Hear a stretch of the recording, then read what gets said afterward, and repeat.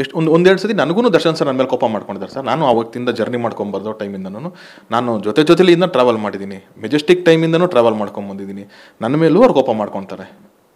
ಹಂಗಂತ ತಕ್ಷಣ ಮುನ್ಸ್ಕೊಂಡು ಹೋಗೋಕ್ಕಾಗಲ್ಲ ಸರ್. ನಮ್ಮಲ್ಲಿ ನಮ್ಮ ಅಣ್ಣ ನನ್ನ ಮೇಲೆ ಕೋಪ ಮಾಡ್ಕೋತಾರೆ, ನಮ್ಮ ತಾಯಿ ಒಂದೊಂದು ಸತಿ ಬೈತಾರೆ.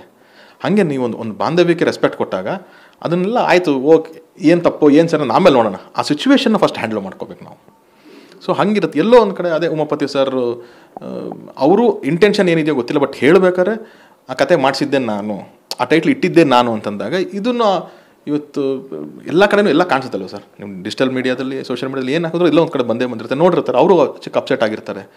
ಇವತ್ತು ಕತೆ ಅಂತ ಅಂದಾಗ ಹೊರಗಡೆ ನೀವು ಆಂಧ್ರ ಪ್ರದೇಶದಲ್ಲಿ, ತಮಿಳ್ನಾಡಲ್ಲಿ ನಮ್ಮಲ್ಲೂ ಸುಮಾರು ಎಕ್ಸ್ಪೀರಿಯನ್ಸ್ಗಳು ನೀವು ನೋಡಿರ್ಬೋದು. ಯಾರೋ ಒಬ್ಬೊಂದು ಸಾರಿ ಕತೆ ನಂದು ಅಂತಿದ್ದಂಗೆ ಒಂದು ಸಿನಿಮಾ ಮೇಲೆ ಸ್ಟೇ ತರೋವಂಥ ರೇಂಜಿಗೆ ಆಗ್ಬಿಡುತ್ತೆ. ಅಂದರೆ ಅಷ್ಟು ಸೆನ್ಸಿಟಿವ್ ಇಶ್ಯೂ ಇದೆ, ಕಾಪಿರೈಟ್ ಇಶ್ಯೂ ಅಂತ ಅನ್ನೋದು. ಸೊ ಆ ಥರದ್ದೆಲ್ಲ ಇರುತ್ತೆ.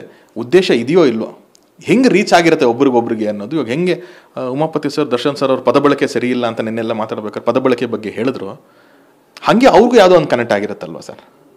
ಅದನ್ನೇ ಹೇಳಿದ್ನಲ್ಲ, ನಾನು ದರ್ಶನ್ ಸರ್ ಸರಿ ತಪ್ಪು ಅಂತನೋ ಉಮಾಪತಿ ಸರ್ ಸರಿ ತಪ್ಪು ಅಂತನೋ ಹೇಳೋ ಅಂತ ನಾನು ಜಡ್ಜ್ ಸ್ಥಾನದಲ್ಲಿ ನಾನು ಕೂತಿಲ್ಲ.